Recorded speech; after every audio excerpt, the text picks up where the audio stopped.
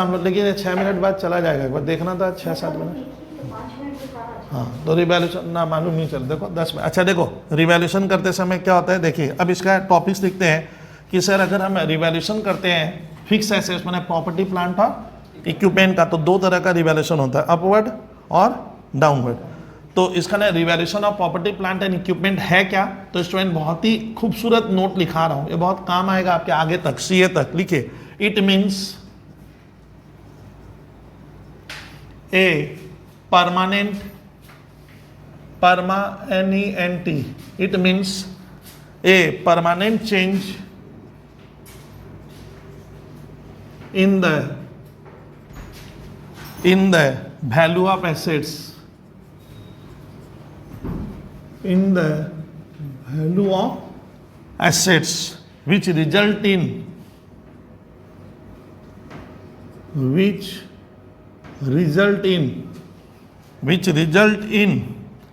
either increase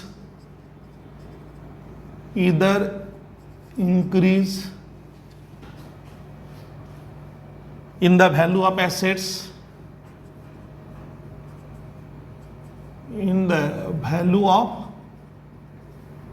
assets, or decrease in the value of assets, or decrease in the value of assets. समझ गए? अगर आपको कोई पूछे what do mean by revaluation of property plant and equipment, साफ लिखा हुआ है कि एक परमानेंट चेंज हो गया है, मतलब आपको पूर्ण विश्वास हो गया है कि मेरा एसेट्स का वैल्यू या तो बढ़ गया या घट गया। देखो वर्ड में क्या लाया है, परमानेंट लाया है, मैंने ये सुनिए आप, ये टेम्पोररी नेचर का नहीं है, क्या है, परमानेंट चेंज हो गया आपकी एसेट्स में। आइदर एसेट्स की वैल्यू इंक्रीज हो गई होगी, आइदर एसेट्स की वैल्यू डिक्रीज हो गई है, तो इसको कहते हैं क्या, तब आपको प्रॉपर्टी प्लांट एंड इक्विपमेंट का अगर परमानेंट चेंज हो जाता है तो आपको रिवैल्यूएशन करना पड़ेगा। इंपॉर्टेंट पॉइंट, ये सब सीए गाइडलाइन के पॉइंट लिखे। अच्छा रीवैल्यूड अमाउंट, अच्छा अब क्या होता है, एसेट्स के वैल्यू में अगर चेंज हो जाएगा तो हमें क्या करना पड़ेगा, रीवैल्यूड क्या amount is to be shown in financial statement. कुछ समझे?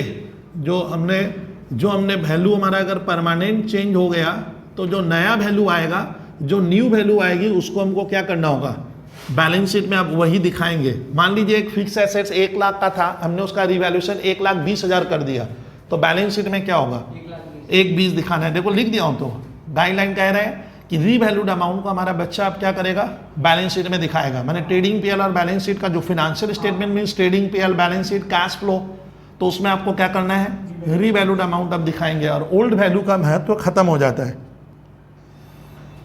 अच्छा, it should not be more than, ये कभी भी it should not be more than, it should not be more than net recoverable amount, net recoverable amount,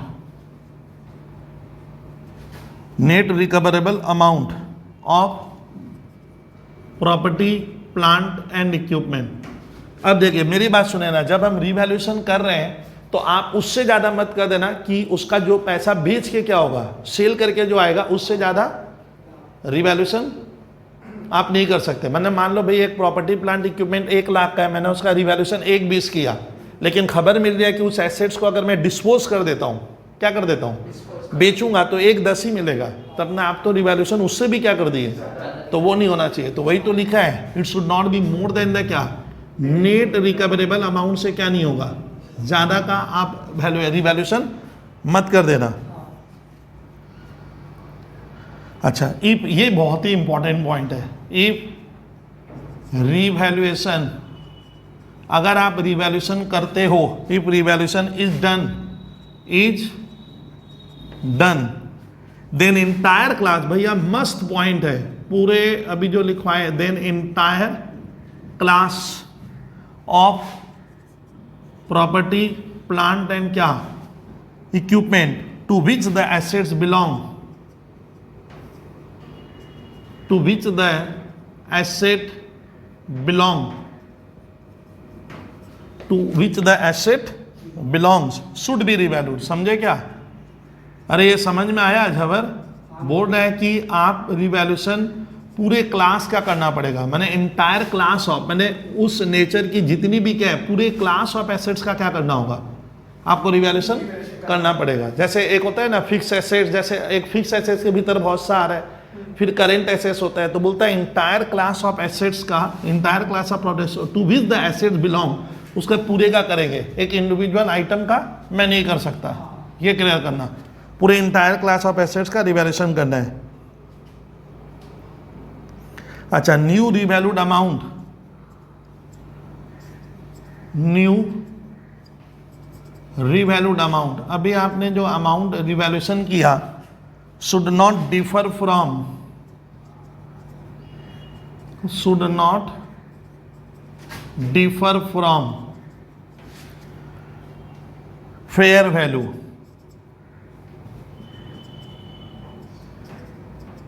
fair value, fair value substantially. तो these are, आपको ध्यान रखना है कि जब विद्यार्थी, मैं आपको पढ़ाऊंगा कौन सा, मैं पढ़ाऊंगा रिवैल्यूशन क्या हम कर सकते हैं, तो ध्यान रखना रिवैल्यूशन का प्रॉपर्टी प्लांट एंड इक्विपमेंट का मतलब है परमानेंट चेंज हो रहा है आपकी एसेट्स में, या तो बढ़ेगा या घटेगा। फिर हम नए बैलेंस शीट में रीवैल्यूड अमाउंट को दिखाएंगे और डिप्रिसिएशन भी रीवैल्यूड अमाउंट पे लगेगा, पुराना हिस्टोरिकल कॉस्ट से मतलब नहीं है। लेकिन आप रिवैल्यूशन जितना आपको मिलने वाला है बेच कर, उससे ज़्यादा का अमाउंट का रीवैल्यूड अमाउंट उससे ज़्यादा नहीं होना चाहिए। अच्छा, revaluation entire class of property plant and क्या इक्विपमेंट का करना पड़ेगा, एक का करने से नहीं होगा, पूरी क्लास ऑफ एसेट्स का। और न्यू रीवैल्यूड अमाउंट जो आपने किया है ये फेयर वैल्यू से बहुत ज़्यादा डिफरेंशिएट नहीं करना चाहिए। किससे? फेयर वैल्यू, ये पहले क्लियर करना। अब आता है इसका एंट्री कैसे बनाएंगे, या तो दो ही केस होगा, या तो अपवर्ड या डाउनवर्ड। मान लो स्कूल का पेपर में, कॉलेज के पेपर में क्या लिखेगा, एसेट 10 लाख की है, अब उसको 12 लाख कर दो, या 10 लाख को क्या कर दो 8 लाख कर दो, यानी दो ही रिवैल्यूएशन होगा, या तो अपवर्ड या डाउनवर्ड। तो हम करेंगे कैसे, एंट्री को लिखिए। पहले मान लो हम लाइव में, अब देखिए इसका अकाउंटिंग एंट्री बड़ा मज़ेदार है सर, बहुत ही मज़ेदार एंट्री है अकाउंटिंग एंट्रीज। अच्छा, मैंने लाइव में मान लीजिए उस ऑर्गेनाइजेशन ने पहली बार रिवैल्यूएशन किया, क्या, अरे बोलिए, पहली बार हो रहा है, मैंने इसके पहले वो लोग कभी भी क्या नहीं किए है, अरे बोलो भाई, नहीं किया है, ये फर्स्ट टाइम कर रहा है। तो हम लोग लिखेंगे फर्स्ट टाइम होने से एंट्री कैसे बनती है, बड़ा मजेदार चैप्टर है ये, यहाँ पे समझेंगे। First time revaluation, first time मतलब होता है कि इसके पहले उस कंपनी ने, उस ऑर्गेनाइजेशन ने क्या किया, कभी भी किसी प्रॉपर्टी प्लांट और इक्विपमेंट की वैल्यू का रिवैल्यूएशन नहीं किया था, नहीं किया था। क्या कर रहा है लोग, फर्स्ट टाइम करेगा। फर्स्ट टाइम में भी दो तरह का होगा। केस क्या बनेगा, केस 1, या तो अपवर्ड होगा, तो स्कूल के पेपर में क्या लिखेगा कि आपका एसेट्स का वैल्यू अपवर्ड बढ़ गया, अपवर्ड रिवैल्यूएशन। बोलिए भैया, फायदे की बात कर रहे हैं ना नुकसान की, फायदा। जबर, अपवर्ड रिवैल्यूएशन मतलब हमारी एसेट्स की वैल्यू क्या होगी, बढ़ेगी। तो एसेट बढ़ेगी तो डेबिट होता है, बढ़े थे ना, तो एंट्री लिखेगा फिक्स एसेट्स अकाउंट डेबिट, या property plant and equipment account क्या, डेबिट। आप ऐसा वर्ड लिख सकते हो, मैंने फिक्स एसेट्स लिख के कर दिया, छोड़िए फिक्स। पहली बार अगर हमारा एसेट बढ़ता है तो फिक्स एसेट्स अकाउंट डेबिट। अच्छा, एसेट्स बढ़ने से क्या हुआ, एक प्रॉफिट हुआ। इधर देख, मजेदार चीज, मान लीजिए सर एसेट 10 रुपए की थी और हमने इसका रिवैल्यूएशन 12 कर दिया, तो 2 रुपया क्या हो गया, बढ़ गया। लेकिन ये पैसा क्या कैश में जेब में आ गया, 2 रुपया। इसका मतलब ये जो रिवैल्यूएशन होता है इससे हमारे कैश में क्या नहीं है, फर्क नहीं पड़ता है, कैश ना बढ़ा, लेकिन मैंने फिर भी दाम तो क्या कर लिया। तो ये सोचने लायक है सर, आप एसेट्स की वैल्यू बढ़ा तो लिए, बट वो पैसा क्या नहीं है, नगद में नहीं मिला है। लेकिन नगद में मिलने से कोई मतलब नहीं है, आपकी रियल पोजीशन क्या है, एसेट्स का वैल्यू तो क्या हो गया है, बढ़ गया है। तो आप कितना रुपया बढ़ाए, 2 रुपया। ये जो बेनिफिट हुआ ना, सुनिए, ये जो फर्स्ट टाइम रिवैल्यूएशन करते हैं, इस तरह के रिवैल्यूएशन को हम लोग क्या करते हैं, रिवैल्यूएशन रिजर्व में दिखाएंगे। किसमें, एक नया वर्ड यूज होगा, रीवैल्यूएशन रिजर्व लिखना पड़ता है। देखिए इसका मतलब झबर क्या होता है, कोई एसेट्स का वैल्यू क्या हो रहा है, पहली बार ना, पहली बार, ठीक है। तो बोलिए, पहली बार बढ़ेगा। सारे विद्यार्थी ताकेंगे यहाँ, शर्मा पहली बार अगर एसेट्स का वैल्यू बढ़ता है, सुनना, मुझे ज्यादा सुनना है, तो आपको क्या लिखना है, या इसको रिवैल्यूएशन सरप्लस भी कहते हैं। ओ सर ऐसा, इस तरह का। हाँ सर, तो पहली बार अगर एसेट्स का वैल्यू अपवर्ड होता है, विद्यार्थी क्या होता है, अपवर्ड होगा, तो आपको एक वर्ड लिखना है रिवैल्यूएशन रिजर्व। सर ये क्या है, ये इनकम हुआ कि नहीं हुआ, इसके भीतर वो पैसा जो बढ़ गया वो दिखाया हूं, ये मेरा, ये सीधा बैलेंस शीट में क्या होगा, लायबिलिटी में लिखोगे। किधर सर, लायबिलिटी में। सुन अभी, क्योंकि लायबिलिटी में क्यों होगा बता तो रिवैल्यूएशन रिजर्व, क्योंकि आप ध्यान से सोचिए ये प्रॉफिट है, और प्रॉफिट हमारे देश में क्या होता है, क्रेडिट होता है। अरे इनकम क्रेडिट होता है, तो ये तो प्रॉफिट है। तो प्रॉफिट बैलेंस शीट में किधर जाता है, या तो कैपिटल, सुन नहीं रहे हो आप, या तो कैपिटल में ऐड होगा।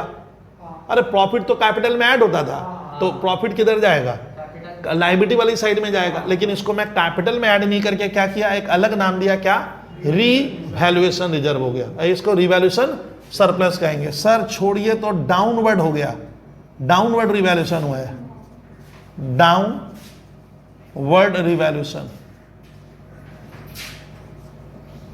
ये पॉसिबल है जबर, डाउनवर्ड, वो भी बोलने नहीं दे रहा, पहली बार हो रहा है लाइफ में, जिंदगी में। मान ले मेरी एसेट 100 की थी, अब पहली बार हमारा डब्ल्यू, जबर देखिए WDB 100 का था, टीचर बोला इसको 70 कर दे।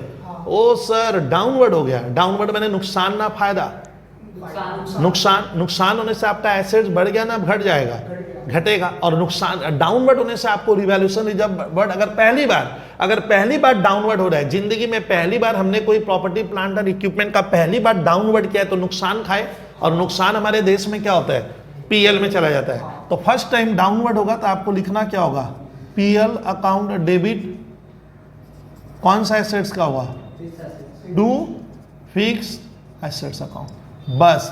तो दो ही तरह का रिवैल्यूएशन होगा, या अपवर्ड या डाउनवर्ड। लेकिन सोचिए एक छात्र मुझे बोल रहा है सर, अब अगर बोलने नहीं देता आप लोग, अगर एसेट्स बढ़ा था तो ये फायदा हुआ, अरे ये बेनिफिट हुआ, ये क्या हुआ, तो बता ये बेनिफिट हम लोग PL में क्यों नहीं लिखे। जबर बेनिफिट होता है PL के किस साइड में, अरे प्रॉफिट आना था क्रेडिट में, इतना जो क्रेडिट में होगा। तो यहाँ पे आज सवाल बनेगा, आप तो सुनना नहीं चाह रहे हो, सुनिए कि यहाँ PL क्यों तब नहीं लिखे, ये सोचने लायक है। तो ये, अरे आप लोग ये सोचने लायक है। लेकिन सुनना, अगर आप नुकसान खाते हो तो क्या करना होगा, PL में दिखाने बोल रहा है। लेकिन मजेदार है, जिसने बनाया अकाउंटिंग स्टैंडर्ड जो है कह रहा है, वो कह रहा है कि ना भैया अगर तेरा क्या हो गया, मैंने बढ़ गया है, तो आपको किस वर्ड को यूज करना है। तो ये तो बैलेंस, ये फिगर सीधा कहाँ चला जाता है, बैलेंस शीट के लायबिलिटी में आएगा। इसका ना, मैं तो बोल रहा हूँ ये तो प्रॉफिट हुआ, तो हमें क्या लिखना चाहिए था, 2PL, लेकिन ना PL नहीं लिखेंगे। इसका नाम है रिवैल्यूएशन करने की वजह से हमारे पास कुछ प्रॉफिट हुआ, मैंने वही रिजर्व में पैसा आ गया, लेकिन ये कैश में नहीं हुआ है। ये रिवैल्यूएशन रिजर्व किस में नहीं है, नगद में नहीं है। अगर मान ली इसको कोई बोलेगा सर इस चीज का बैलेंस शीट रिप्रेजेंटेशन थोड़ा सा बताइए, अगर मैं 11-12 का बैलेंस शीट बना के दिखाऊं, तो बैलेंस शीट में क्या होगा, आपका एसेट्स मान लीजिए क्या है, 100 रुपए का है, आपने इसका वैल्यू क्या कर दिया, 20 रुपया अपवर्ड किए, अपवर्ड मैंने तो कितना हो गया 120, तो फायदा कितने का होगा 20 रुपया। ये कैश में नहीं हुआ है, लेकिन इस बेनिफिट को हम PL में नहीं दिखाकर अब क्या करेंगे, लायबिलिटीज में एक वर्ड आएगा, कौन सा सुनिए, रिवैल्यूएशन रिजर्व बोल के क्या कर दूंगा 20। तो ये 20 हमने इधर भी प्लस किया तो क्या हुआ, तो ये पैसा क्या कैश में आया है।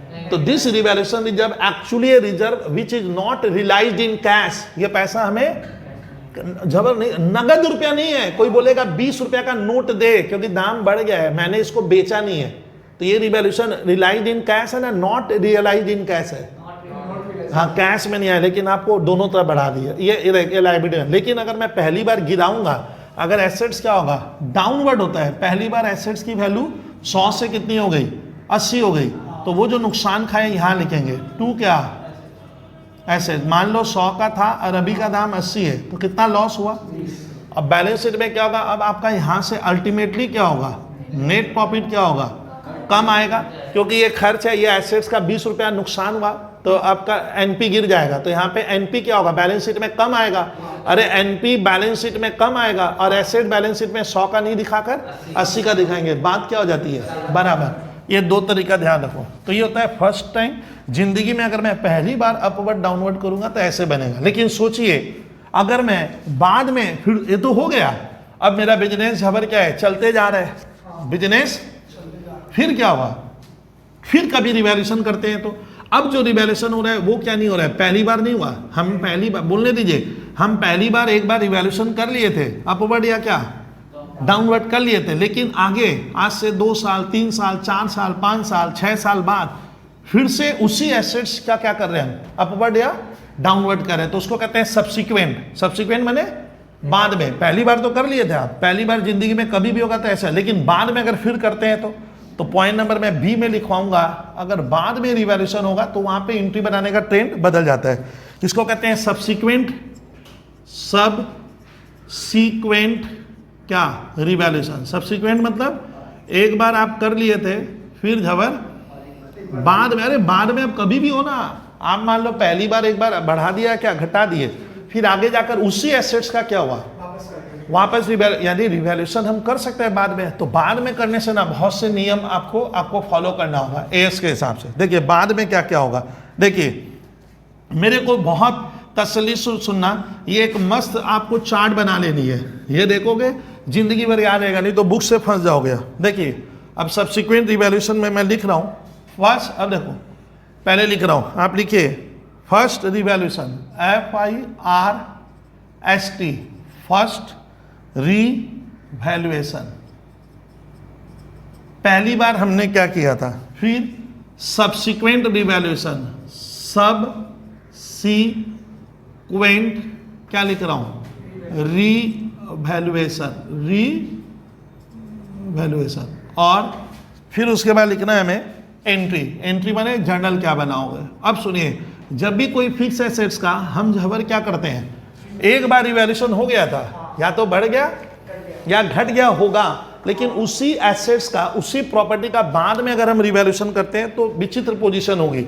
अब सुनिए, अब थोड़ा पंकज शर्मा थोड़ा सुनना ज्यादा इस बार, अब बाद में जब रिवैल्यूएशन करेंगे तो सुनिएगा कि आपको देखना है मैं पहली बार उस एसेट्स का वैल्यू क्या बढ़ाया था ना घटाया था। मुझे सुनिए अभी तो इसमें सुनिए, अगर मैं पहली बार अपवर्ड किया था झबर पहली बार, तो फर्स्ट टाइम आप क्या उसका वैल्यू बढ़ाए थे ये देखना होगा ना, फर्स्ट टाइम घटाए थे, आपको ये याद रखना होगा। तो देखिए कहानी लिखिए, पहली बार मैंने अपवर्ड किया था, मान लेते हैं क्या किया था अपवर्ड रिवैल्यूएशन, मतलब हम पहली बार एसेट्स का वैल्यू बढ़ाए थे झबर, अब उसी एसेट्स को फिर से क्या करना है, फिर से अपवर्ड करना है। ओ सर एक बार तो वैल्यू बढ़ाई था और दूसरी बार जब रिवैल्यूएशन किए तो फिर क्या हो रहा है, फिर बढ़ रहा है। समझा, मान ले एक एसेट 100 की थी, हम उसको 120 कर दिए थे, अब कुछ दिन बाद बोलता है उसको 140 करो, तो पहली बार भी अपवर्ड हुआ था, अपवर्ड मैंने बढ़ाए थे, और दूसरी बार भी क्या हो रहा है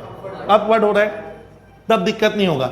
जब 2 बार मैंने पहली बार जो प्रॉफिट हुआ आपने रिवैल्यूएशन रिजर्व में डाल दिया था, तो दूसरी बार भी क्या होगा रिवैल्यूएशन रिजर्व में जा, फिर बढ़ गया तो पहली बार अगर अपवर्ड किया हूं क्या जिंदगी में, और दूसरी बार फिर से क्या होगा अपवर्ड होगा, दूसरी बार भी क्या होगा अपवर्ड होगा, तो सोचने का ही नहीं है। मतलब पहले भी मैंने बढ़ाया था, आज भी बढ़ाना है, तो जितने से बढ़ाना है उतने से फिक्स एसेट्स क्या होगी डेबिट होगी। एसेट बनने से हमारे इंडिया में डेबिट होता है रे भाई, एसेट्स अकाउंट डेबिट टू क्या जब अब बोलना होगा। अब क्या तुम लोग सर सीए पढ़ने आए हो सर, हाँ रिवैल्यूएशन रिजर्व, फिर से प्रॉफिट हुआ तो रिवैल्यूएशन रिजर्व की मात्रा क्या हो गई बढ़ गई, इसमें पैसा और हो गया, और एसेट्स की मात्रा भी क्या हो गई, और जो नया रीवैल्यूड अमाउंट होगा अब उस पर डिप्रेशन। ओ सर अगर पहली बार अपवर्ड हुआ है झबर, पहली बार अपवर्ड हुआ, दूसरी बार भी क्या हो रहा है अपवर्ड हुआ है, तो बहुत आसान है। पहले हमने जो प्रॉफिट हुआ था रिवैल्यूएशन रिजर्व में अभी, और अब रिवैल्यूएशन रिजर्व बैलेंस शीट में क्या होगा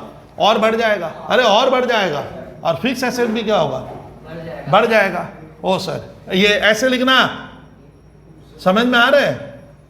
दूसरा लिखे, पहली बार अपवर्ड हुआ था, पहली बार मैंने हमने दाम फिक्स एसेट्स की बढ़ाया था, लेकिन अब सिचुएशन क्या बनेगा, नहीं तो अब तो रिदम नहीं बनेगा, एक कॉम्बिनेशन बना रहा हूं मैं कि क्या क्या संभावना है।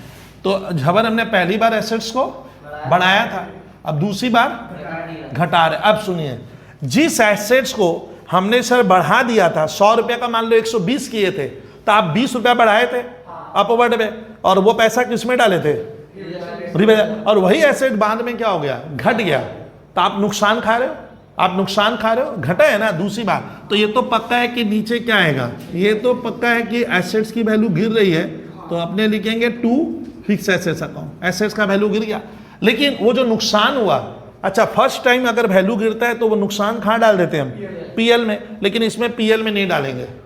अब खुद बुद्धि लगाओ तुम लोग। मैंने एक एसेट्स को पहले बढ़ाया था, मान लीजिए 100 का आप 120 कर दिए थे किसी जमाने में, तो कितना बढ़ा था, 20 रुपए आप किस में डाल दिए थे, तो ये जो रिवैल्यूएशन रिजर्व का पैसा प्रॉफिट है। अब ये जो नुकसान हुआ, पहले सुनिए, अब दूसरी बार अगर नुकसान होता है, पहली बार तो प्रॉफिट, दूसरी बार तो इस प्रॉफिट से एडजस्ट करेंगे उस नुकसान को।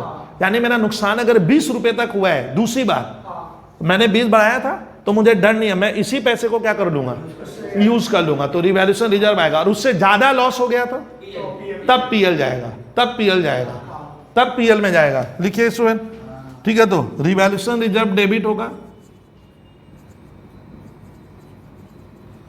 रिवैल्यूएशन रिजर्व अकाउंट डेबिट, लिखो नॉट मोर देन, नॉट क्या, मोर देन अर्लियर, अर्लियर समझता है, अर्लियर माने पहले वाला, not more than earlier upward revaluation. ये समझ में आया? नहीं तो मैं समझाऊंगा इसको। अपवर्ड, सुनिए इसका नाम, पहली बार अगर मान ले हम लोग यहाँ पे 20 रुपया बढ़ाए थे, जबर 20 रुपया हम लोग एसेट्स का वैल्यू बढ़ाए थे, और एसेट्स 20 रुपये से ही क्या हो गया है, डाउनवर्ड हुआ है, तो ये नुकसान इससे एडजस्ट करेंगे। लेकिन कितना, जितना पैसा पहली बार आप यहाँ डाले थे उससे ज्यादा ये फिगर नहीं होगा, और उससे ज्यादा का लॉस हो गया तो तब पीएल में, वो नुकसान पीएल में जाएगा। तो लिखो पीएल अकाउंट डेबिट, ठीक है। तो आफ्टर एडजस्टिंग, क्या लिखना, आफ्टर क्या, एडजस्टिंग, आफ्टर एडजस्टिंग, कौन सा पैसा एडजस्ट किए, earlier, earlier, after adjusting earlier revaluation reserve, समझे?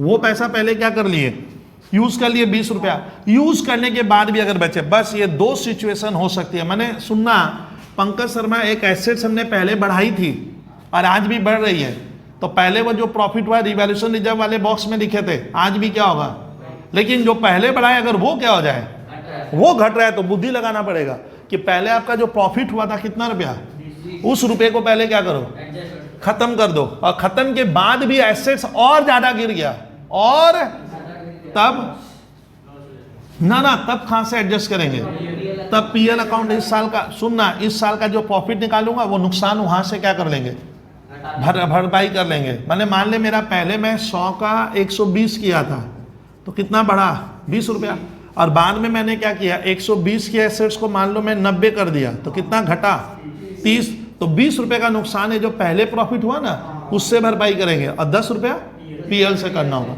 अब इसमें एक अभी केस और बनेगा। अब बताइए, फर्स्ट टाइम पंकज शर्मा क्या लिखवाएंगे, अपवर्ड किए, अब किसका कहानी स्टार्ट होगा, डाउनवर्ड।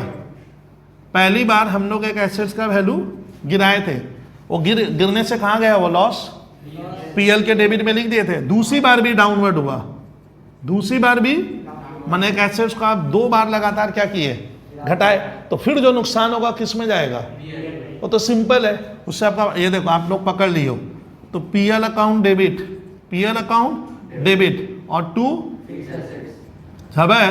यहाँ पे पहली बार भी तुम एक बार नुकसान खाया, और दूसरी बार भी उस एसेट्स का वैल्यू क्या कर रहे हो, अरे बोल, गिर, दूसरी बार लगातार, तो वो नुकसान सिंपली किस में दिखाएंगे, पीएल में दिखा देंगे। फिर एक बार लिख, दोनों डाउनवर्ड डाउनवर्ड लिखवाए, और फिर लिखे डाउन, अरे बोलने दे मुझे, डाउनवर्ड और क्या, फिर होगा अपवर्ड। अच्छा, डाउनवर्ड के बाद क्या हो रहा है, अपवर्ड हो रहा है, लिखिए, मैं लिखवाऊंगा, आप इतना सोचोगे नहीं। अपवर्ड बने जबर, मेरा फायदा हो रहा है ना नुकसान हो रहा है, अरे बोल, फायदा होगा, फायदा होने से मेरा फिक्स एसेट्स क्या होगा, बढ़ेगा। लिखिए फिक्स एसेट्स अकाउंट डेबिट,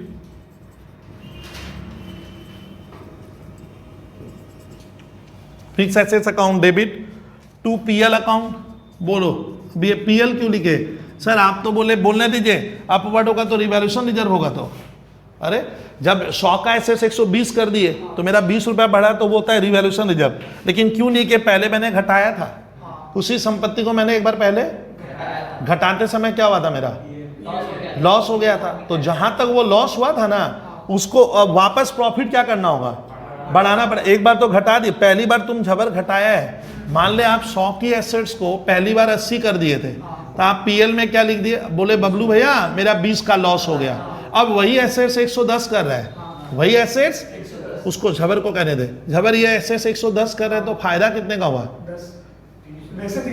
अरे 100 का तो 80 कर दिए थे, 80 होने के बाद तो 80 हो गया बुक्स में, तो 20 का लॉस हुआ। अब 80 को मान ले मैं अगर 110 कर रहा हूं, तो पहले जिस एसेट्स को तुम गिराया था उसी को बढ़ा रहे हो, तो नुकसान कितना खाए थे उसमें, 20। तो मानेंगे ये नुकसान मैं खाया ही नहीं हूं, क्योंकि मेरा एसेट्स का दाम वापस क्या हो गया, बढ़ गया। तो ये 20 रुपया हम पीएल को क्रेडिट कर देंगे, ये बराबर। उसके बाद और कितना बढ़ा, वो 10 रुपया, वो 10 रुपया जाएगा रिवैल्यूएशन रिजर्व में जाएगा। मतलब मेरे को सुन, पहले तुम जब लॉस खाया था तो पीएल में डाला था, और अभी वही संपत्ति क्या है, बढ़ गई, वही सेम वाली।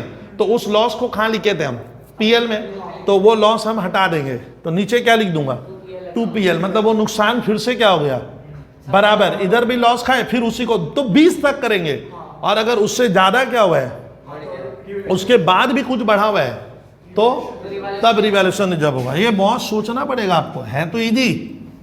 बस ये केस याद रखना, हमारा 2 क्या लिखेंगे, 2 क्या वैल्यूएशन रिजर्व अकाउंट। अब अमाउंट को कैसे लिखते हैं वो मैं बता दूंगा, आप लिखो, लिख के रखो, वहां साइड में लिखो, ठीक है। तो साइड में लिखना not more than earlier downward revaluation, ये देखो नॉट क्या, more than earlier downward earlier downward revaluation ये इसके लिए लिखवाए हो, ये किसके लिए लिखे हम, ये पीएल। और रिवैल्यूएशन रिजर्व के लिए लिखो इफ एनी। उसके बाद भी अगर हमारा क्या हुआ है, समझ में आ रहा है, तो इसका अंदर क्या हो गया, पहले जिस एसेट्स को मैंने घटाया था अगर उसी को मैं बढ़ाता हूं तो फायदा हुआ। फायदा आप बोले थे रिवैल्यूएशन रिजर्व में जाएगा सर फायदा, लेकिन ना, अगर मैं पहले गिराते समय जो लॉस खाया था, पहले गिराते समय उस लॉस को एडजस्ट कर लेंगे, वापस प्रॉफिट बढ़ा दूंगा, और उसके बाद भी बढ़ गया तो तब रिवैल्यूएशन रिजर्व होगा। तो ये ना याद रखने में बहुत मुश्किल हो जाती है। आपको ध्यान रखना है कि एक एसेट्स पहली बार भी बढ़ाए थे जबर, और दूसरी बार भी क्या हो रहा है, बढ़ाएंगे, दूसरी बार भी बढ़ाना है, तो ये बनेगा सिंपल, यहाँ दिक्कत नहीं है। फिर एक बार अपवर्ड हुआ, अब डाउन, पहले तुम बढ़ाया था अब घटा रहे, तो बढ़ाते समय आपको जो प्रॉफिट हुआ था वो प्रॉफिट अब खत्म हो जाएगा, तो उस लॉस को कहाँ से एडजस्ट करेंगे, रिवैल्यूएशन रिजर्व से। रिवैल्यूएशन रिजर्व से हम लोग क्या कर दिए, मेरा रिवैल्यूएशन रिजर्व का पैसा खत्म हो गया, उसके बाद भी लॉस हुआ है, तब पीएल से जाएगा। अब इधर ध्यान दे, अगर डाउनवर्ड होता है तब तो इजी है, डाउनवर्ड में लॉस खाए, मैंने 100 की चीज 80 की है तो 20 का लॉस हुआ, 80 को 60 किए फिर 20 का लॉस हुआ, तो यही एंट्री बनेगी, फिर 20 का सेकेंड टाइम का एंट्री है ये। और पहली बार मैंने गिराया, अब क्या हो रहा है, बढ़ रहा है, पहली बार गिराया और फिर बढ़ रहा है, हाँ खुद ही हो गया अभी,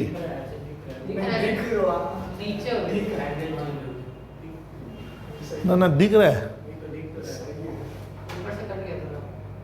उसको हैंडल उससे करना होगा, उसको फिर टाइट कर देता, किनारे से टाइट कर दे, ये वाला नहीं, हाँ ये वाला शायद ये वाला होता है, तब ये एडजस्ट हो जाए, तब ये नहीं जाएगा। चलो, तो तुम लोग ध्यान रखना कि ये होता है सर हमारे सिलेबस में है, इसके ऊपर मैट में आप सुनिए ना, सीए मैट में क्वेश्चन है, एक एसेट्स का वैल्यू एक बार बढ़ेगा, अरे एक बार क्या होगा, घटेगा, तो आप उसको एडजस्ट कैसे करोगे, एकदम इजी मत मान लीजिएगा इसको, है तो इजी। अच्छा सुनिए, पहली बार एसेट्स बढ़ा, दूसरी बार भी झवर बढ़ेगा, तब तो दिक्कत नहीं है, एक बार बढ़ा एक बार घटा, पहली बार बढ़ा था फिर घटा, ये ध्यान रखना, एक बार गिरा दूसरी बार फिर गिर गया, मैंने डाउनवर्ड हुआ है, और एक बार डाउनवर्ड होकर अगर अपवर्ड होता है, तो आपको सोचने का स्टाइल थोड़ा सा क्या करना होगा, बदलना। बस सोचने, ये आप अगर थिंकिंग जैसे मैं कर रहा था उस तरह से करोगे तब क्वेश्चन में दिक्कत नहीं आएगी, हरगिज नहीं आएगी, मैं बोल तो रहा हूँ, हरगिज नहीं आने वाला है दिक्कत। तो इस टॉपिक के ऊपर भी सर आपके सीए मैट में क्वेश्चन आपको मिलेगा, ये ध्यान रखना। तो इसके ऊपर भी हमारे सीए मैट में क्या देके रखा है क्वेश्चन, दिया है। मेरे जो सीए का तुम लोग को इंस्टीट्यूट का मैट मिला है उसमें देखना एक टॉपिक्स है और वो लोग उसमें एक ही क्वेश्चन दिया है। मतलब इसका ना सिलेबस में स्कूल के पेपर में कभी भी आपसे पूछ सकता है कि भैया बता के बताओ क्या होगा, ठीक है, तो मैं बता दूंगा। अब देखो इसके ऊपर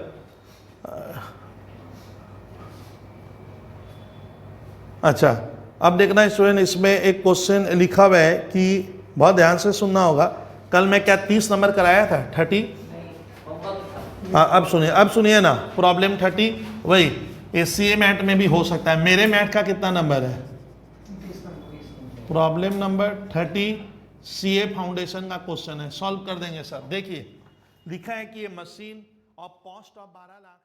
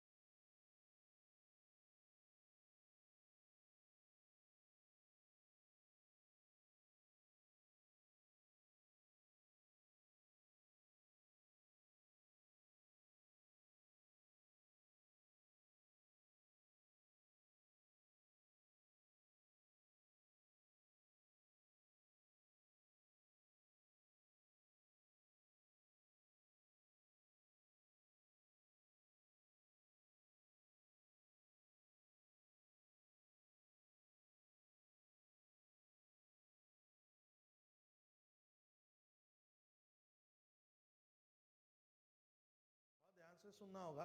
कल मैं क्या 30 नंबर कराया था 30? हाँ, अब सुनिए ना, प्रॉब्लम 30 वही एसीए मैट में भी हो सकता है। मेरे मैट का कितना नंबर है?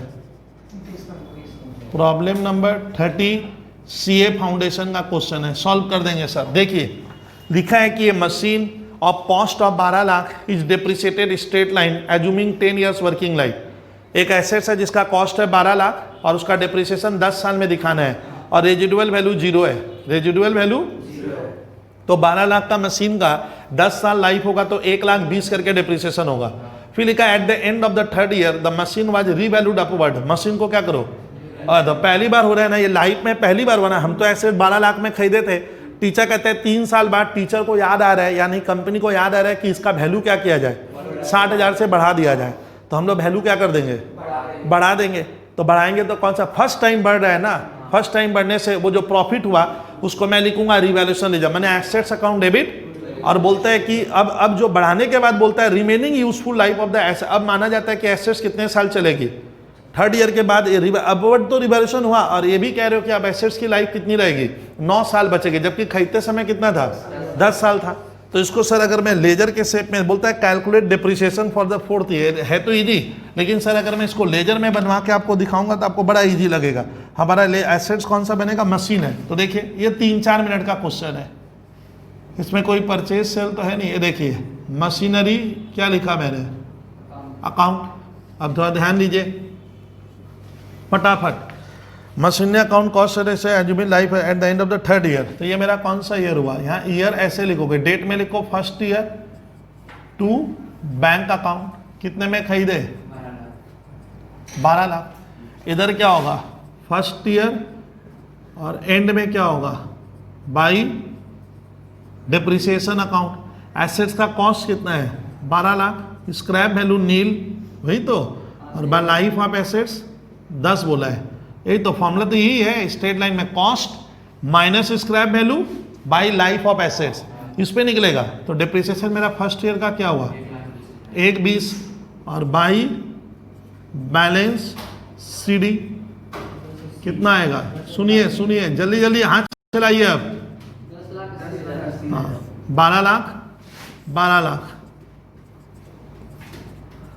अब सुनिए, इसको इधर बीडी करूंगा, किस ईयर में आया, सेकेंड ईयर का बिगिनिंग, सेकेंड ईयर का बिगिनिंग है ये भी, 10/80। फिर सेकेंड ईयर होगा, सेकेंड ईयर का क्या होगा, एंड होगा, एंड में क्या लिखेंगे, बाई डिप्रिसिएशन।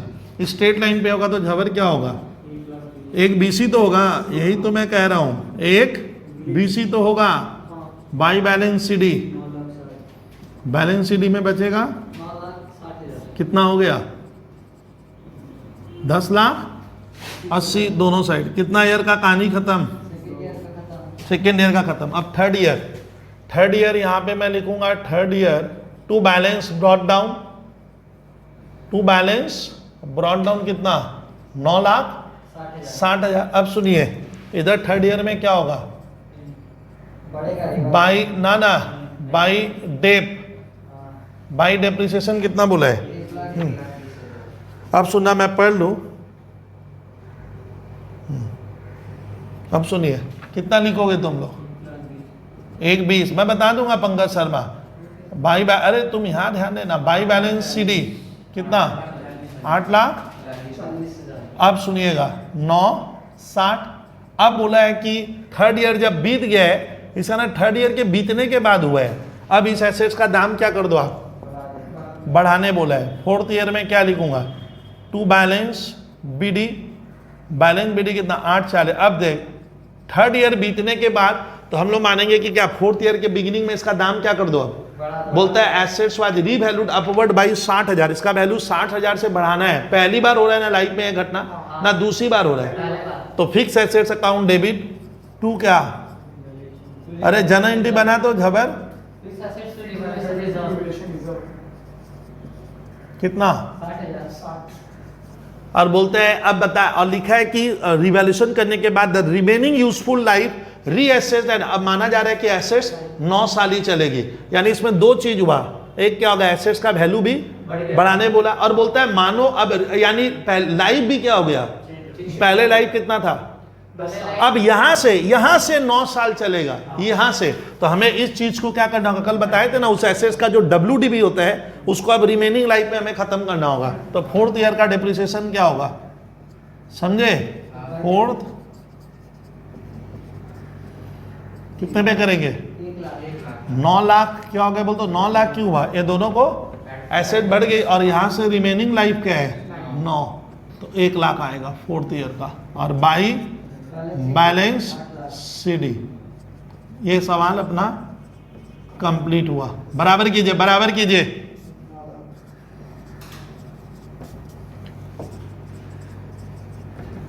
सीडी को बीडी कर देना। तो हमारे मैथ का प्रॉब्लम नंबर कितना नंबर था, प्रॉब्लम नंबर 30 था।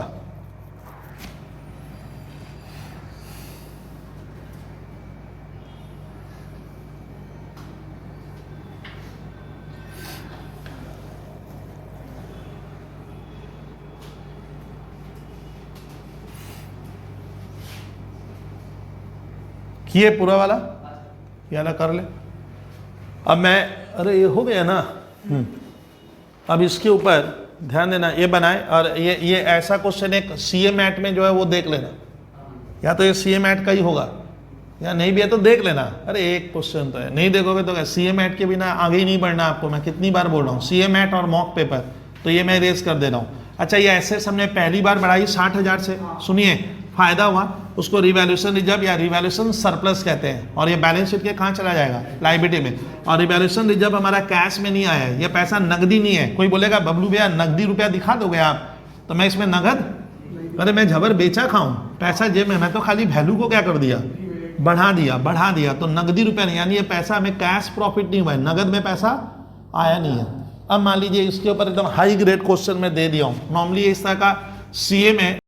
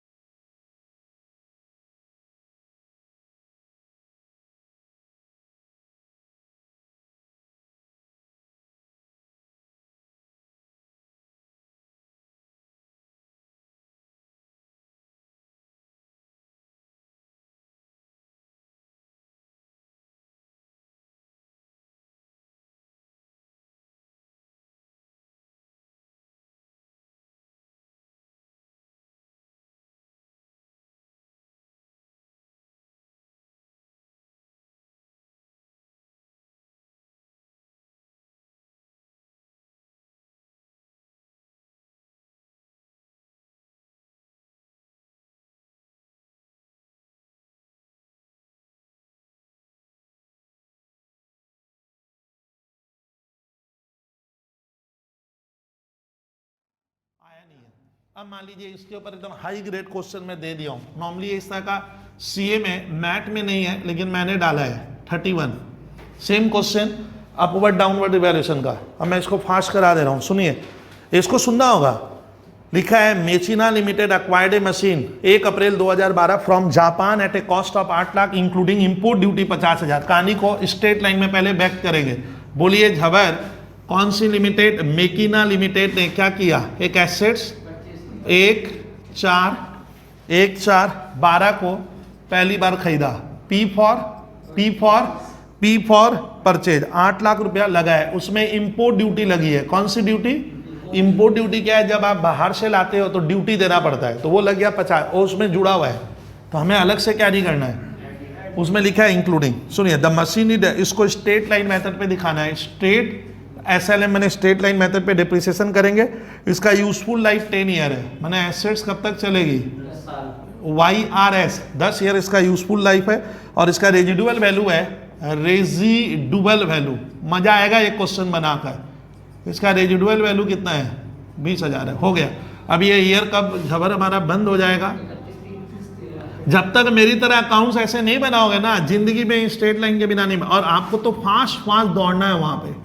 1/4/13, ध्यान दे, 31/3 ये दूसरा साल हुआ, तो झबर अब कहानी आ गई। ऑन अप्रैल 1, 2013, यही तो April 1, 2013 the machine was revalued at 920। लीजिए यहाँ पे मशीन का वैल्यू क्या हो गया, रीवैल्यूड, मैंने टीचर ने बदल दिया, रीवैल्यूड कितना हुआ है, बोल रहा है बच्चा इसका वैल्यू अब तुम लोग 920 कर देना, इसी संपत्ति का कर देंगे, रिवैल्यूएशन हुआ। However due to sudden arrival of a new machine, अब बोलता है कुछ दिन बाद मार्केट में न्यू टेक्निकली डेवलप्ड मशीन आ गया, वो इसी तरह का मार्केट में क्या हो गया, और एक नया मशीन आने से ऑर्गेनाइजेशन डिसाइडेड ऑन सितंबर 30, 2014, सितंबर 30, 2014 झबर इसके क्या है, बाद आ रहे हैं, अरे बाद आ रहा है इसलिए तो सट है। ये सितंबर 30 को क्या हुआ झबर, एक नया टाइप का टेक्निकली इंप्रूव्ड क्या हो गया मशीन मार्केट में आने से, बोलता है मेरा मशीन का वैल्यूएशन हम लोग कर देंगे 220।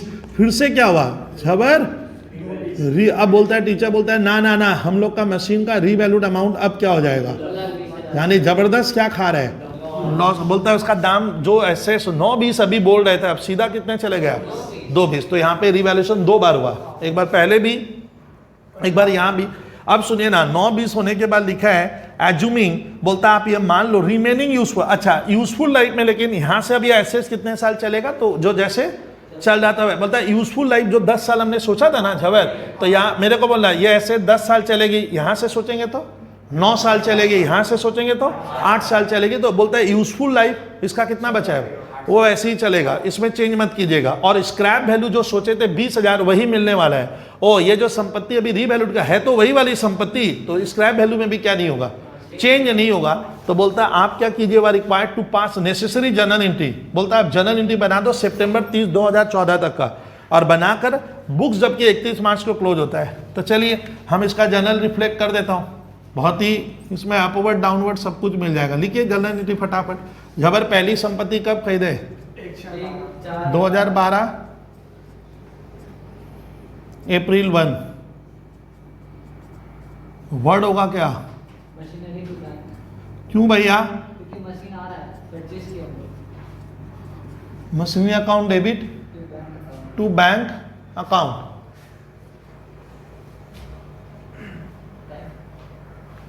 अच्छा मशीन कितने की, 8 लाख, गर्ल्स 8 लाख, मशीन 10-50, मशीन 8 लाख का। सर इस मशीन का आप क्या करेंगे, अरे बोल क्या करेगा झबर, झबर को बोलने दो, कब करेगा बोल देखे, ईयर के एंड में, बीच में देखना सर क्यों बनाते हैं स्ट्रेट लाइन, ये टाइम लाइन क्यों बनाया हूँ, इसलिए कि मुझे बीच में परचेज सेल नहीं आ जा सीधा ईयर के एंड में। हाँ दिसंबर नहीं होगा, 31 मार्च 31 होगा, मार्च 31, ईयर बदल गया, 13। अब लिखो डिप्रिसिएशन अकाउंट डेबिट, और 2 किसका वैल्यू गिर गया, इसमें भी डाउट है क्या, ये प्रोविजन मेथड नहीं है, तो डिप्रिसिएशन होगा कितना, कॉस्ट कितना है 8 लाख माइनस स्क्रैप वैल्यू, अरे स्क्रैप वैल्यू 20,000, और लाइफ ऑफ द एसेट्स 10 साल, तो डिप्रिसिएशन आएगा। इसके बाद झबर तीसरी एंट्री क्या बनाएंगे, इस साल 2 बन गया, पहले हमने संपत्ति खरीद ली, उसका हमने डिप्रिसिएशन भी दरसा दिखला दिए, शो कर दिए। तीसरी एंट्री, अरे इसको पीएल में नहीं भेजोगे, तो पीएल अकाउंट डेबिट, इससे हमारा प्रॉफिट झबर घट जाएगा, डिप्रिसिएशन हमारा खर्च है, हम एसेट्स का कितना खा पी लिए, 78,000 हमने क्या कर लिया, इस संपत्ति का यूज कर लिया, हो गया। ये मेरा एक ईयर क्या हो गया, जनरल एंट्री में खत्म। 14 के शुरू में इसका बोलता है 9-20 कर दो दाम, कब 2014 के कौन सा डेट,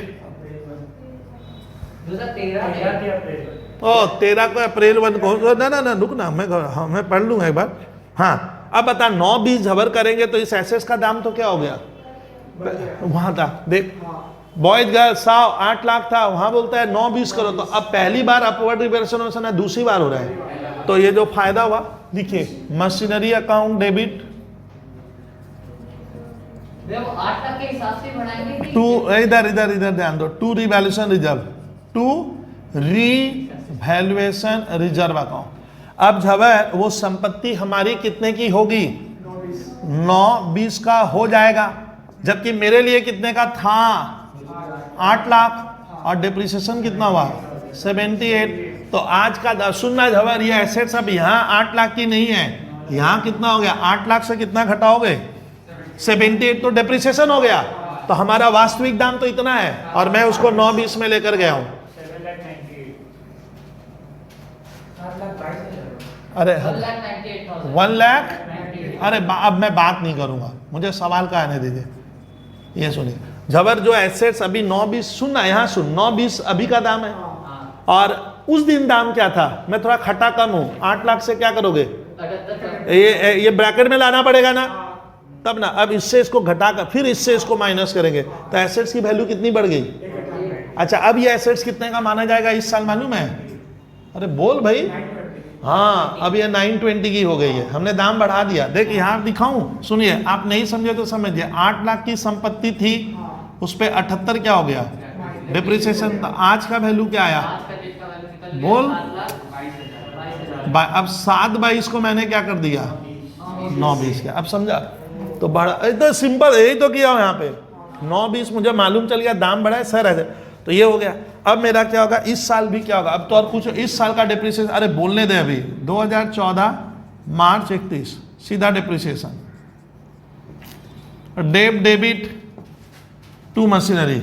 इतने छात्र है, कोई बता देगा तो सर मजा आ जाएगा। बोलिए 9,20,000। सुनिए, नियम कह रहा है, सुन, depreciation should be charge on historical cost और any other value substituted for historical cost. साहब डिप्रिसिएशन अब रीवैल्यूड अमाउंट पे होगा। अब ये कल्पना है, 7/22 नहीं है। आज का दाम कितना है? 9। आपने तो खुद बोला मेरी संपत्ति 9/20 पे, तो रीवैल्यूड अमाउंट पे होगा। तो जबर अरे बोलने ही नहीं दे रहे हो आप। 9,20,000 और स्क्रैप वैल्यू तो बोला है वही रहेगा, आप सुनना नहीं चाह रहे हो। और लाइफ में कोई परिवर्तन नहीं हुआ। तो यहां से लाइफ तो 9 साल है, माने ये टुकड़ा 100 ये टुकड़ा अब 9 साल चलेगा। स्क्रैप लेस होगा 1 लाख।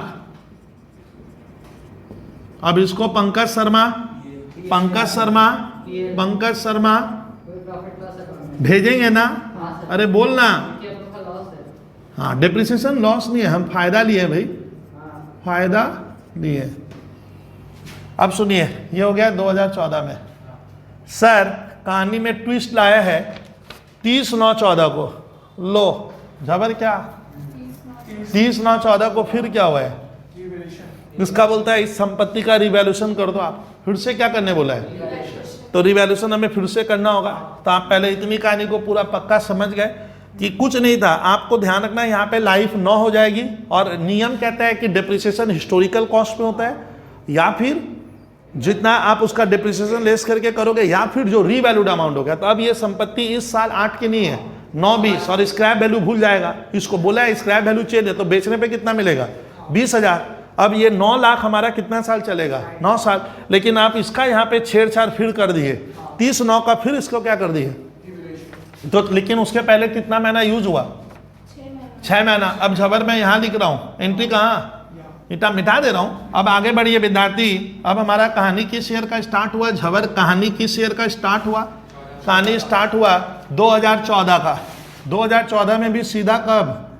सितंबर 30। अब बता 6 महीना इस टुकड़ा का पहले क्या हुआ? एसेट्स का यूज हुआ होगा। तो 6 महीने का तो डिप्रिसिएशन होने के बाद ना आप रिवैल्यूएशन की हो। तो डिप्रिसिएशन अकाउंट डेबिट टू कौन सा? अब बताइए कितने पे होगा डिप्रिसिएशन? स्ट्रेट लाइन है ना। 1 लाख रुपया का डिप्रिसिएशन हुआ था लास्ट ईयर। जबर लास्ट ईयर कितना हुआ था? 1 लाख। तो 6 महीने का कितना होगा? तो 50,000 का डिप्रिसिएशन क्या है? हो चुका ना होगा? अरे हो गया था यहाँ तक। अब उसका तुम रिवैल्यूएशन करेगा। अब मैं उसका उस संपत्ति का फिर से रिवैल्यूएशन करूंगा। रिवैल्यूड कितना किए? 2/20। ठीक है, तो ठीक है। अरे ऐसे घबराने से कभी नहीं करवा पाओगे। इतना दूर बनाया। अब मैंने एक बार वर्किंग को देखो, रिवैल्यूड 2/20 कर रहा हूँ। वो संपत्ति यहाँ मेरे लिए यहाँ पे क्या थी? मेरे लिए इसका झबर दाम उस दिन ना मेरे लिए उसका दाम कितना उस संपत्ति का? 30/9 ना। 30/9 को तो मैंने वैल्यू किया 2/20। मेरे कागज में अभी ये संपत्ति मैंने इसको 9/20 माना था कि नहीं माना था? अब सुन 9/20 का यहाँ से आप सुनिए 1 लाख का डिप्रिसिएशन हुआ, इधर 50,000 का और हुआ। तो मेरे को उस दिन का दाम क्या करना होगा? निकालना पड़ेगा। फिर मैं देखूंगा वो 2/20 हुआ है। तो इसके लिए आप वर्किंग बनाओगे। ठीक है, तो हाँ, वर्किंग नोट बैलेंस का मैं वर्किंग नहीं कराया, अब इसका करा दे रहा हूं, देखिएगा। ठीक है, तो रीवैल्यूड अमाउंट ऑफ मशीनरी कब? As on 1/4/13। 1/4/13 को मैंने कितना माना है? उसको भूल गए लगता है, आप लोग भूल जाते हो। 9/20 शुरू से जाकर क्या करेगा? शुरू से जाकर क्या करेंगे? फिर इससे क्या घटाओ? लेस। डिप्रिसिएशन कितना हुआ? 13/14 में झबर इसका 1 लाख। तो दाम कितना आया? 8/20। कब का दाम आ गया? 1/4/14 का। अब ये 8/20 6 महीना और यूज किया हूं, तो फिर क्या करो, लेस Depreciation. डिप्रिसिएशन होगा पूरे साल का स्ट्रेट लाइन में 1 लाख और चाहिए 6 महीना, तो 50,000 कितना हुआ 770। अब लिखो 770 हो गया। अब उसको मैंने कितना रिवैल्यूड कर दिया, उसको आप कहते हो ना ना सर ये तो 220 का है, ये तो 220 का है, तो लिखना WDV एज ऑन 30/9/14 को मेरे लिए कितना का है झबर 770 का समान हो गया। अब वो 770 पहले वाला भूलना होगा, आप लोग समझ नहीं रहे हो लग रहा है। और रीवैल्यूड अमाउंट हमने कितना तय किया, रीवैल्यूड अमाउंट ऑन, आप बोलते हो ना ना ना सर मैं नहीं मानूंगा, मेरा संपत्ति अब कितने का हुआ 220, कितने का लॉस खाए, डाउनवर्ड रिवैल्यूएशन हुआ ना अपवर्ड, डाउनवर्ड मैंने भैया जबरदस्त क्या खा गए, लॉस खाए, संपत्ति घट गई, यानी जबर संपत्ति घट गई कितने से, तो नुकसान हमेशा क्या होगा, देख यहाँ पे देखेगा तब तुमको मैं सिखा पाऊंगा। बच्चे कह रहे हैं सर लॉस हुआ, मतलब लेकिन सुन नहीं रहे हो आप, ये लॉस जो आप खा रहे हो झबर, तो आपका फिक्स एसेट्स का वैल्यू कम हो गया, बहुत लंबा कम हुआ, कितने से, लेकिन इसको अब सुन।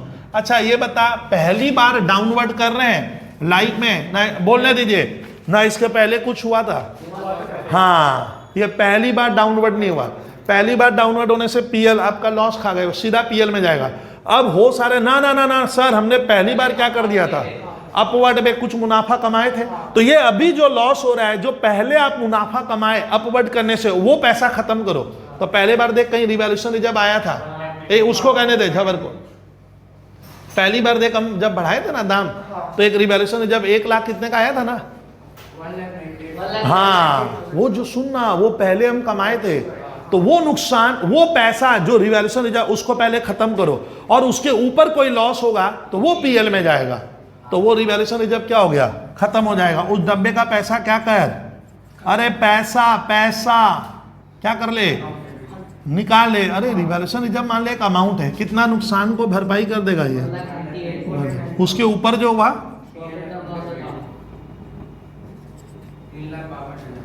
3 52। ये आया किस में, बैलेंसिंग फिगर। ओल्ड कौन सा, रिवैल्यूएशन रिजर्व का आपने बखूबी क्या कर लिया, यूज कर लिया। 1,98 वहां से निकाल लिए और 3,52 यहां से हो गया। अब अरे बोलने ही नहीं देता तुम लोग, हमें यहीं तक बनाने बोला है, लेकिन मान ले इसके आगे भी बनाने बोलता, मार्च में खत्म होगा ना, तो अब डिप्रिसिएशन तुम लोग 220 पे दिखाएगा। अब वो संपत्ति में कितने की गिरा कर दिया हूं, अब डिप्रिसिएशन क्या होगा 6 महीना 220, फिर 220 से -20 करेंगे, स्क्रैप वैल्यू बोलता है वही मिलेगा, तो 2 लाख, और 2 लाख का लाइफ बचा कितना, अब तो लाइफ 8 साल हो जाएगा। अरे ना 6 महीना, लेकिन लाइफ तो 8 है, लाइफ तो है। अब उसमें 6 महीने का हमें लाना पड़ेगा, तो 6 महीने का लाएंगे कैसे, अगर मैं उसको बोलने नहीं दे रहे हो, तो आप क्या करना है, उसको भाई डिवाइडेड बाई क्या करके 8 करके फिर 6 महीने का लाऊंगा, फिर कितने महीने का लाऊंगा, 6 महीने का लाना होगा। लेकिन हमें यहाँ तक बोला है, ये हाई लेवल पे क्वेश्चन दिए थे यहाँ तक। अब समझ, और मुझे करना, हमें क्या लिखा है क्वेश्चन में, लिखा है कि आप लोग जर्नल एंट्री बनाइएगा कब तक का, till September 30 the company close is books, भले मार्च को, आपको सितंबर 30 का बनाना था, बनाइए बनाइए।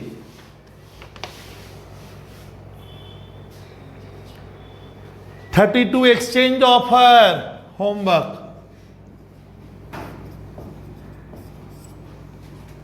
सीए मैट दो, थोड़ा सा होमवर्क दे। तुम लोग होमवर्क का कॉपी रोज दिखाया कर, मुझे दिखा नहीं रहे हो तो, ना ना बस ये वाला, बस मैं कल ही मैं जो ये होमवर्क में तो सुनिए ना ना, अब ये मैट खत्म करो, सुनो। अब स्टूडेंट आप आज होमवर्क में लिख लो, स्टूडेंट हमारा डिप्रिसिएशन का आपको खाली 1 नहीं बनाना, हाँ भैया ये 2 बन जाएगा, ये 2 बन जाएगा, लिखिए सीए मैट का, अरे बोलने दे, एक्सरसाइज का 2 नंबर, एक्सरसाइज का 3 नंबर, हाँ ठीक है। अब एक बार और बनाओ ना, 2, अरे अब ये तो बंदी करने बैठ जाता है, 2 3 ठीक है, ये 2 3 आपको मैं क्या किया, इसका होमवर्क में दे दिया। और आपको सुन के ध्यान से सुनना है कि बहुत ध्यान से सुनोगे। अच्छा ना ना, अरे वो बस सारा कहाँ से बनेगा, 1 नंबर बनेगा नहीं। सुनना, और एक बार आज लिखो ना, थोड़ा लिख क्यों नहीं रहे हो? BRS का मैं इस बार कॉपी देखूंगा, नहीं तो मैं कल क्लास नहीं लूंगा। मैं तुम लोग का इतना वीक में 5 दिन 6 दिन बुला रहा हूँ, मैं क्या पागल तो नहीं हूँ? मैं नहीं बुलाऊंगा। स्टूडेंट भी चाह रहे, बंद कर दूंगा। क्वेश्चन 1 2 3 लिखो, एक्सरसाइज का BRS का बनाना है, बनाइए एक बार फिर से लिखो 1 2 3 4। हाँ, और कंसाइनमेंट का, और कॉपी में लाल पीला और नीला 3 पेन यूज करोगे। हेडिंग लाल से देना, लिखना ब्लू से, आंसर रेड से, ऐसा कुछ डेकोरेटिव होना चाहिए। तो लिखो कंसाइनमेंट का सारा एक्सरसाइज का क्वेश्चन लिखो। हाँ, BRS बनाने में मैं ईमानदारी से कहूँ 40 मिनट्स लगेगा। आप सुन ही नहीं रहे हो, 40 मिनट्स लगेगा, सुनने दीजिए। डेप्रिसिएशन का जो सवाल दिया हूँ, ये मान ले 2 क्वेश्चन में 40 मिनट, तो 80 मिनट का काम दिए। और कौन सा बोले, कंसाइनमेंट अगर करोगे तो 1.5 घंटा लगेगा ज़्यादा से ज़्यादा, दिमागी कसरत है। चलिए, इस बार होमवर्क दिखाओगे तो क्लास लूँगा। तो क्लास ऑफ कर रहा हूँ, ठीक है? तो थैंक यू स्टूडेंट्स।